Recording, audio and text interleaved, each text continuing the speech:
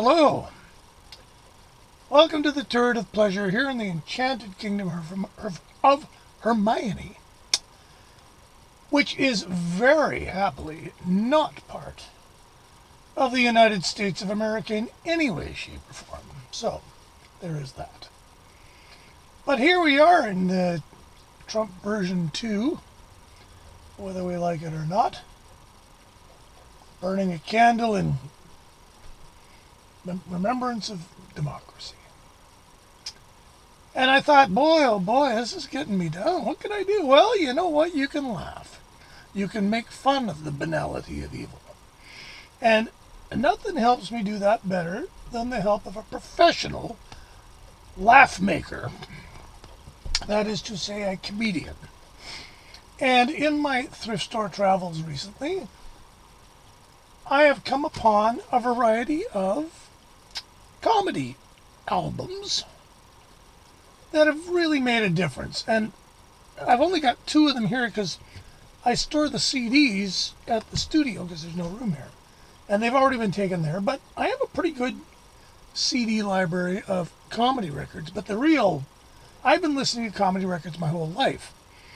And the majority of my comedy records, albums, are on vinyl.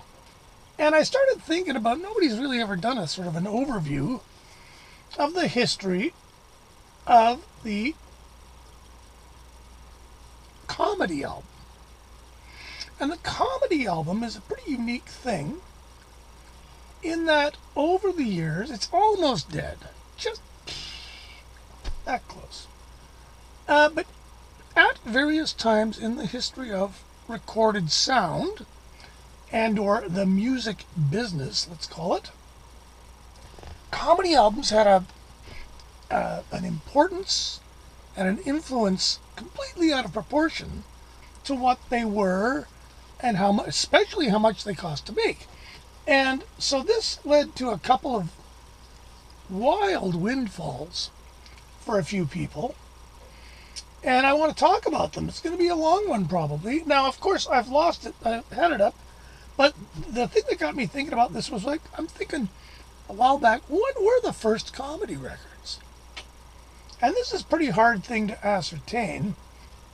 But I did remember years and years ago when I was a young man, I owned a Victrola. My dad had found it in a house he had bought and was selling. And he gave me this Victrola. And with it came a whole bunch of old shellac 78s. Some of them were pretty cool, like Rachmaninoff, and I think Carmen, and some of them were the one-sided ones with the sticker on the B side that had a little synopsis of what was going on in that particular area or whatever. And I didn't listen to them much unless there was a power failure, and then I would get them out and play them. But one of them I remember was, and I didn't remember the gist of it, but it was an old man with a stupid laugh that he always used. And he goes to places that he's not used to. So Uncle John goes to the city, I seem to remember. And there's one joke that sticks in my mind about going into a little room, and there's a feller in the room, and it's just a little room. And, we sit and we chat for a minute, and then the door opens and we're somewhere else. And it's Uncle John. Turns out it's Josh, but I thought it was John. Turns out it's Uncle Josh's first encounter with an elevator. And apparently, and you know what? I did the research and I forgot the guy's name. Cal. The guy behind it was a comedian named Cal, somebody or other. Look him up. They're all over YouTube. Uncle Josh Goes to Boston. Uncle Josh's arrival in New York City. And the thing that makes them fascinating for me is that they were done in a studio. These are not, most live records, you can divide them into about 3 categories, or even 2 categories. Recordings of live performances in front of an audience, and I'd say probably 80% of them are that. And then there's, as recording technology progressed, you had studio productions. And we'll get to those later, because they're kind of my pets. But Uncle Josh was a studio thing, and he went till about 1919. I believe 1898 was the first one. And they were pretty popular. Indeed, so popular that this random pile of records I got given to me back in the 80s Had an Uncle Josh record in it. And um, there were a lot of musical comedy records. And I'm not going to even talk about them because there's just so many of them. I would say the vast majority of what could loosely be called comedy records were musical comedy, um, comedy with musical accompaniment. Victor Borgia is a great example. Anna Russell, I just found an Anna Russell CD. Not sure, I think that's already at the studio. Hoffnung Festival in England, I just found one of those recently. These are really funny musical records, but they're based on, they're really funny comedy records, but they're really based on music. So like the Hoffnung record, he makes a concerto for vacuum to hose. And he gets a guy to play it like a horn or something. Anyway, those are pretty good. And there's all sorts of them through the, well, like I say, Victor Borgia was, probably even in the age of the 78. And then you had guys like Spike Jones, and you had guys like, that would do a lot of 78s. You could even say somebody like Slim Gaillard was comedy, if you want to sort of stretch the definition. So it's a bit of a can of worms to try and sort it all out. But the LP record, early 50s, that really changed things for the comedy record, because of course then it opened up the recreation of performances on stage, which were pretty much a comedian's bread and butter. And very quickly a few people kind of popped out. Shelley Berman was very popular. He was on Verve, the jazz label. And there was Nichols and May, and there was the Bickersons were popular in the late 50s. They were a couple. What the heck? Donna Amici? And I can't remember her name. And they were this couple that was always fighting. And some of these did quite well. And a great example of a record, right up in the end of the 50s, records started to take off as a business, as an industry.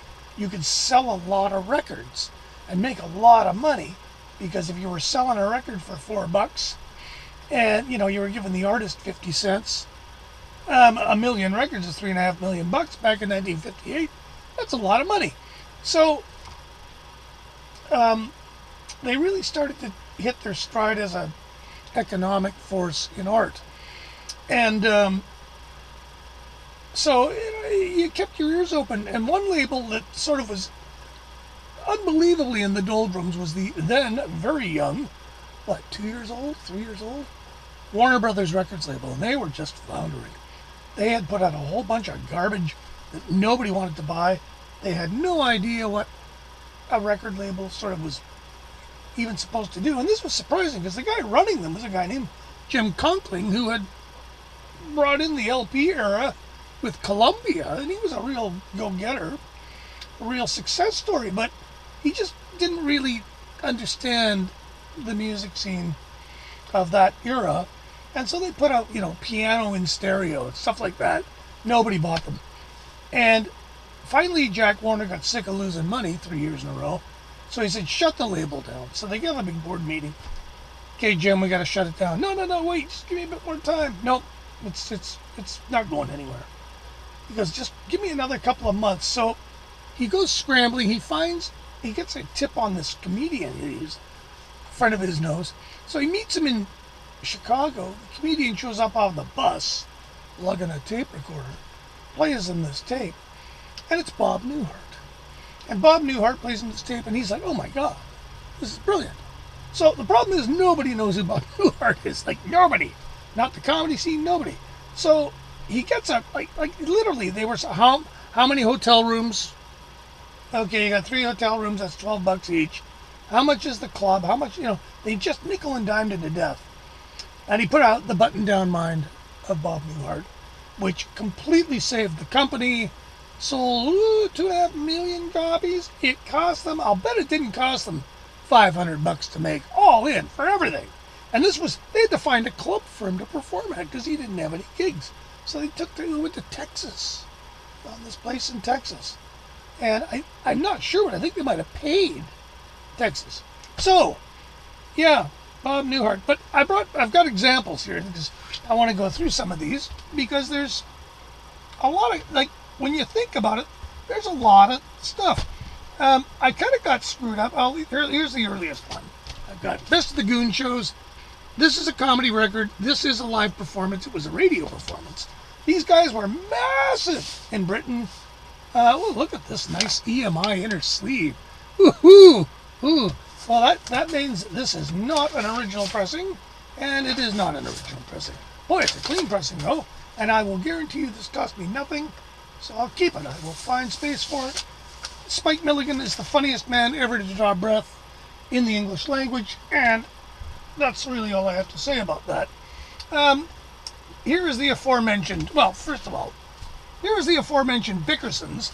Now, this is a reissue from the 60s. Again, I have no idea where I found this. This is 2 albums in one. Formerly entitled The Bickersons and The Bickersons Fight Back. G Series 30,000, which makes it about 1972. And this might not even have been a budget. This might have been full pop. CG, I don't know. Maybe. At any rate, Don Amici and Francis Langford.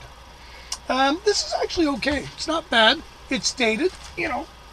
And they were big for a while. Here's the aforementioned Bob Newhart. This record, you know, anybody who loves Prince, you should give Bob Newhart a big thank you. Look at that old blue label. This cover's pretty much had it. Record's not in bad shape. This is still a really funny record. It's a really funny record. You can play it to your grandma. Very funny. Here now, I just tripped over this and bent it. I picked the wrong one. I got the weird idea by looking at this cover that this was a Rusty Warren best of. I was wrong. Rusty Warren, Knockers Up. She was the first female risque, potty mouth, if you will, comedian. And apparently her early records, where is Knockers Up in here? There it is, Knockers Up. Apparently that made the top 10 in about 1960. She burned bright and she burned short. But that record, this one is actually a late record from 1969, and it's got to be one of her last. Always on the Jubilee label. Boy, they must have gone out for dinner on her tab. Phono disc, so made in Canada, separate pressings in Canada, sure. This one's a sort of a sentimental favorite. Lenny Bruce, of course, is, I don't know what you want to say about Lenny Bruce. He really was a major influence on modern comedy. He was a major influence on how censorship is applied to comedy. He was a really bad heroin addict, which kind of cramped his style. But he kind of set many legal precedents as to what you could and could not do in live comedy. Now, this is a great record because he recorded a mazillion records for Fantasy, who we all know are evil because of what they did to John Fogerty, and I don't know any details about how Fantasy treated Mr. Bruce. But this is from after when he died. Died in 66, I believe. And none other than Frank Zappa got a hold of this. Herb Cohen. I think Herb Cohen had something to do with acquiring these tapes. I think he might have managed Lenny at the end. Beautiful blue bizarre label. What's not to like? It's not the funniest Lenny Bruce record because he was getting pretty screwed around by the law, so there's a lot of bitching in it. It is very interesting. Okay, the man who cannot be spoken of because here we go. This is going to be part 3 of the evil people who've done good entertainment thing, and there you go. There he is, Bill Cosby, Mr. Black America for a while. Noted rapist. This is an interesting record, though. He was the third. I don't have any Alan Sherman records. Alan Sherman came very quickly after Bob Newhart for Warner Brothers Records. His thing was musical parody. He had a couple that were just gigantic, just huge hits. And again, these records cost a bit more to make, but they still just bank. They made bank on these records. And then the third guy in the trilogy of Warner Brothers comedy titans was Bill Cosby. And Bill Cosby came along and sold zillions of friggin' records. And they're funny. I mean, he's a terrible person. But separate the man from the art if you can, and you have a very good body of great comedic work. And this one is great because, believe it or not, this shows you how stupid the major labels are. In I think it was 67, his contract came up for renegotiation. He's like, hey, you know. And Warner Brothers said, nah, we don't care. Go off. So they went, fine. So because he was doing so well, he formed his own record label called Tetragrammaton. And Tetragrammaton signed bands such as Deep Purple. First Deep Purple contract was with Tetragrammaton. And Roy Silver produced this. Anyway, this record is interesting because Bill, as we all know, he could be squeaky clean, he could be dirty. And so this record is both. It's the 8:15 show. I think, where is this? In Tahoe? 8:15 show, which is for the kiddies. The 12:15 show, which is for the adults. And no doubt the 2:15 show was for the private audience where he drugs them and rapes them. But I'm not going to talk too much about that. That's a great record, though, if you want an interesting look at Bill Cosby at the end of his stand-up phase. This is a band I'm not going to linger on because I'm going to do a whole thing on them later. This whole video got triggered by the Empress buying me this book for Christmas, The Firesign Theater. Their CBS records looked at in minute psychological detail by Jeremy Braddock, which teaches literature, media, and sound studies at Cornell University. This is not as much fun as I wanted it to be, but he really, really, really, really digs into kind of what made this band tick. Now, who are the Firesign Theater? They're kind of forgotten. They've been described, I think, very well by somebody, I can't remember whom, as the Beatles of comedy. They were the first band. Oh, it's got the poster in it. Look at this. This record reportedly sold 350,000 copies. This is a weird record. These records, they're not standard comedy records in that. Look at it. Now, this doesn't even make any sense. This poster, the Firesign Theater. It's just a bunch of random Polaroids. I think this was on my wall forever. People go, what is all that about? I don't really know. They were a four-man troupe who they originally had a radio show called Radio Free Oz. A lot of it was free improvised, really daring stuff. So much of it was scripted. A lot of it had to do with television, media control, paranoia. There was some dope humor in it, but I don't think he talks a lot about it. I don't think it's as prevalent as he thinks it is. And this was done, I think James William Gershio had something to do with this. Which is weird. The guy that was the mastermind of Chicago. This record, many say, is their best.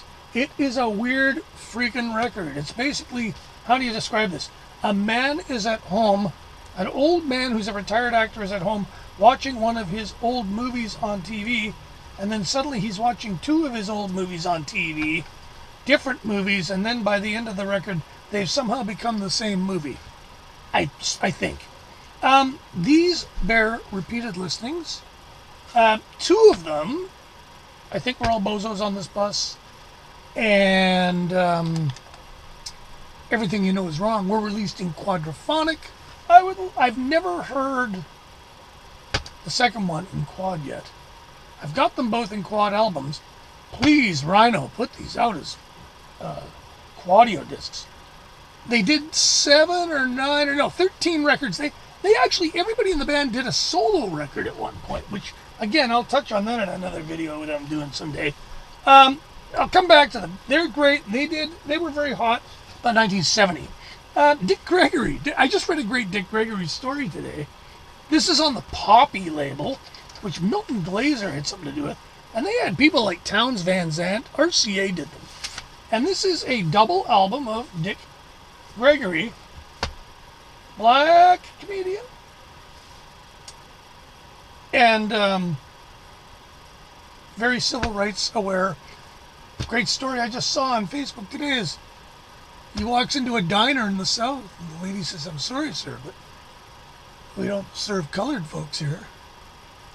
And he's like, "Well, that's good because I don't eat colored folks," he says. So he orders the chicken. And just as he sort of satisfies his gun, he orders the chicken. A bunch of white guys come in. "What's with you? You're not supposed to be in here." And he goes, "Well, here I am." He said, "Well, you know what? We're going to do to you what you're going to do to that chicken." He goes, "Oh, really?" So the chicken comes and he gives it a kiss. Dick Gregory. Great. That's a neat record. Fairly obscure. This started a whole new dawn when this record came out. George Carlin, AM and FM. Brilliant comedian, one of the best ever, on the wonderful Little David record. Now, Little David Records was started by, what's his name again? Monty Kaye and Jack Lewis, I do believe. And it was a comedy first label. Started with Flip Wilson, went to this guy, did records with Burns and Schreiber, who were quite funny. And then, of course, all record labels are weird like this. And then they did Kenny Rankin, who's a soft jazz, and they also did one record by Nat Adderley, Cannibal Adderley's brother, because I think Jack Lewis managed him or something. Changed the face of comedy as we know it. Little David Records went broke whenever, I guess, when one of these guys died.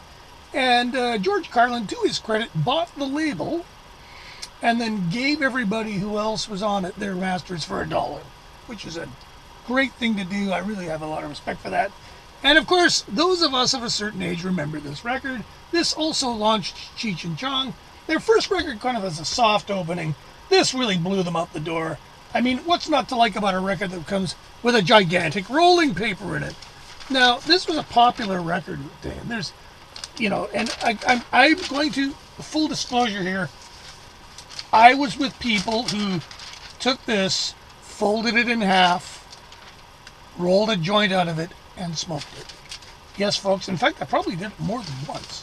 Because we ran into a few copies of this record, which means if you have the unsullied rolling paper in your cover, it's maybe worth a tiny bit more than the other one. These guys were funny. This is studio comedy in the studio, which I like. And whereas the George Carlin record, a lot of them are live.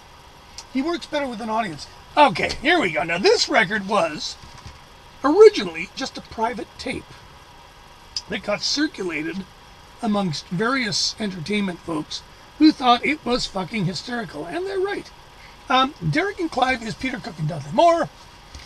They're alter egos who are completely drunk all the time. And they're foul-mouthed, disgusting, depraved individuals. Yet, there are moments on here, like the piece Bo Dudley, which really, if you want to hear Peter Cook and Dudley Moore, if you want to hear them in microcosm, this is where you go. Because it's got Dudley Moore's musical abilities, which are really serious and good. And it's got them, I do believe it's improvised. You've got Peter Cook improvising, like they do a boogie-woogie piano piece full of gibberish jargon. And then they stop and they analyze it word by word like a musicologist. It's fucking hysterical. And then there's things like Cancer, which is almost, and there's something about, if I remember, something about lobsters up Joan Crawford's asshole. A lot of it isn't very funny. They made 2 records for Virgin that are really on the edge of just like, they're almost Andy Kaufman-like. Both brilliant, Peter Cook especially. And this was the record. This record got them a bit more traction in America because I think this was a Broadway show. And there's a thing on here called The Frog and Peach about a restaurant, a weird restaurant. And this is pretty good. This got decent distribution briefly for a while. More stuff. I mean, okay, what's not to love about Billy Connolly? He was big in England long before he got heard of over here. And in Canada, we got all these records through Polydor. And a friend of mine from Britain, Simon Hopper, hi Simon, he turned me on to this. And if I remember correctly, Simon had this on the wall of his bedroom for the longest time. And we laughed our fucking bags off to this record. It's got an amazing version of DIVORCE, which when I think of that song, I automatically think of Billy Connolly's. And he's, again, he can use bad language, but it's not bad language. It's not disgusting bad language. You know, like in England, everybody uses the word cunt. Here it's a really bad word. There it's not so bad. Here's another one. I like this record just because it's kind of off the beaten track. Lily Tomlin is a fantastic comedian. She's been in countless great movies, Nashville, All of Me. I mean, I love her. She hit the ground running with, this is a recording with her operator. And then she did, and That's the Truth, which was her little girl persona in the giant chair. Both of which were pretty good, both of which wore out pretty fast. But she's very versatile, and this is another studio record. And it's been a long time since I've played this. So I can't remember a lot about it. A piece called Rubber Freak, Adult Sex Education, great cover. Again, you know what? None of these are actually, I don't think they're worth very much. I don't care, of course. Here you go. We're well into 1975 now, baby. Dynamite! But you're on Buddha Records. This is one of those records. You know it cost them jack shit to make. Okay, Jimmy, we're going to send in a dude with a tape recorder. We're going to record the set. We're going to take it and edit it and mix it at the Hit Factory. How much cocaine did they snort when they did that? Dedicated to the woman I love the most and the special lady in my life, Mom. J.J. Walker. It's pretty funny. It's a little dated. Another guy, I used to love this guy. I haven't kept up with him. He made 2 records for Buddha that are really good. Child of the 50s, Mind Over Matter. The one thing he does that bugs me is he sings sort of 50s style songs occasionally on his records, which I think is a bad idea. Now, this record is cool because it's a bit of a hybrid. A lot of it is live performance, but there's 4 or 5 little vignettes on it that are really cool, almost Firesign Theater, Continental Steel. Where's the one about Merrill Cinch's Bullshit on America? And Farrell Cinch, right. Mobutaba is a little country in Africa. And he talks about how they're getting exploited by Exxon. I think this is a really funny record. It kind of came and went. I think he only had a 1-album deal with Epic, 75. And then he kind of went, and then he stopped making records for the most part. I think I have a CD of his on Rhino from considerably later. And I don't know why I have 2 copies of this, but I do. And I haven't been able to check. This is the copy that Canadians are used to on the fabulous Charisma label with the fabulous cover. This to me is their apotheosis. It's a really good record. And not only that, it has the added feature. Now this must have driven the mastering engineers mad. Because, and I don't even remember which side it is, but one of these sides is double grooved. So you play it and you get one thing. Actually, you can tell by looking at the dead wax. 2 different things on side 2, I think it is. Charisma, which in those days was distributed by GRT of Canada, which put out some of the strangest fucking shit on ABC Dunhill in their sleeves, so that's not real. Done it. Oh, this is not a good idea to do this record.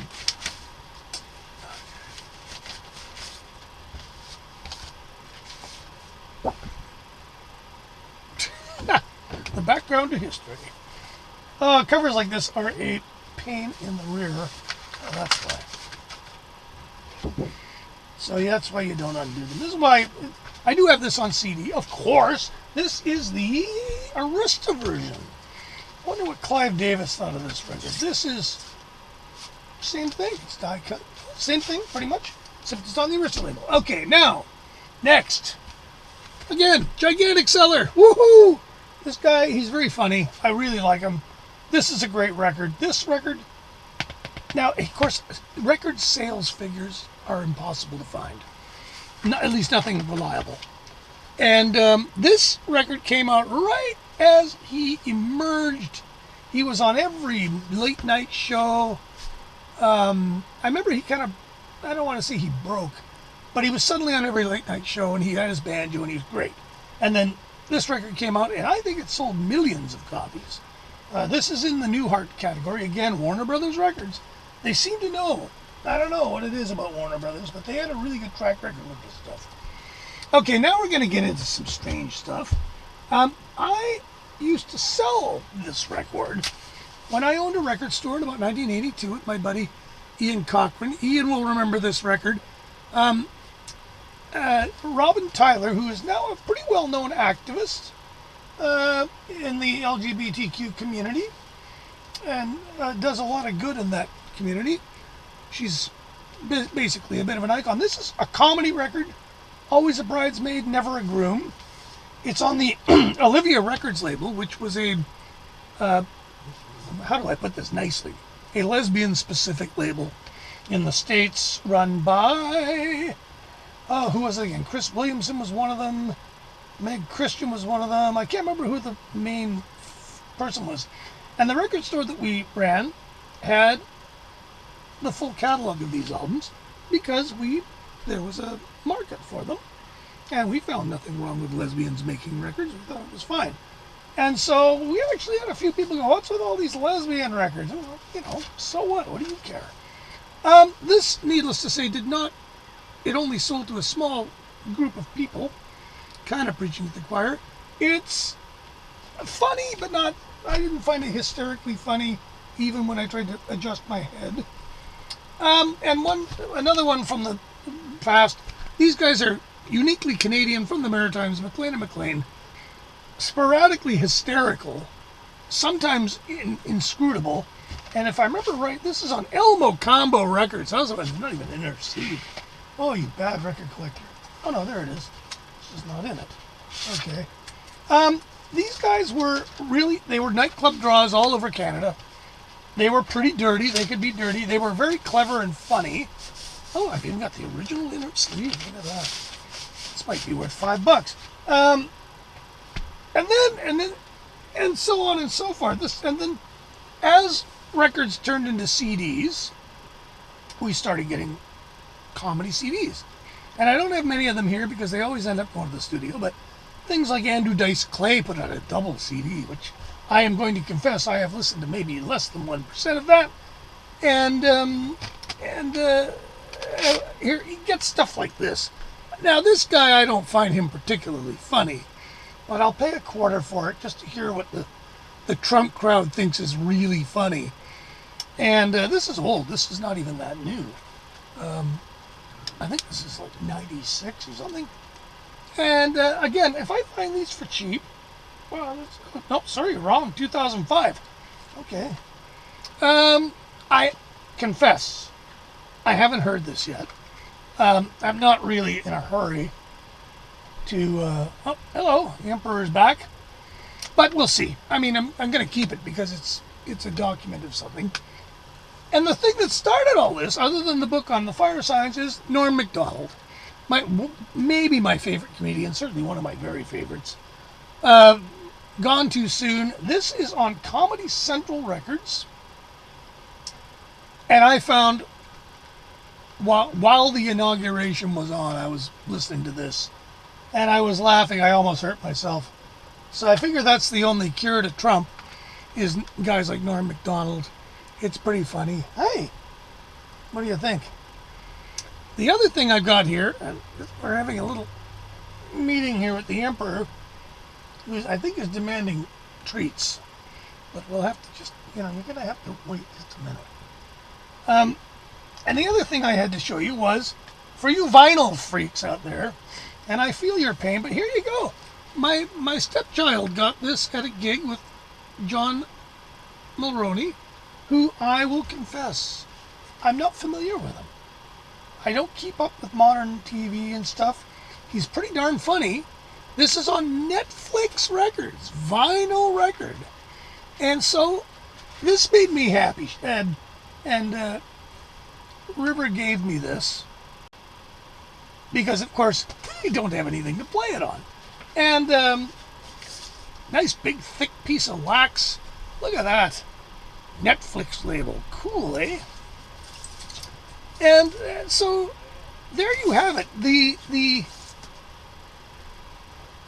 appeal of having a frozen performance of your favorite funny man or woman is still there, it seems. And although I can't believe they've sold a lot of copies of that, and I can't believe that the Norm Macdonald sold very many copies there, it's nice to see that they're still being made. And in the case of the Norm, well, both of these, but the Norm is a studio one. Again, it's done in the studio, and it's done with real care.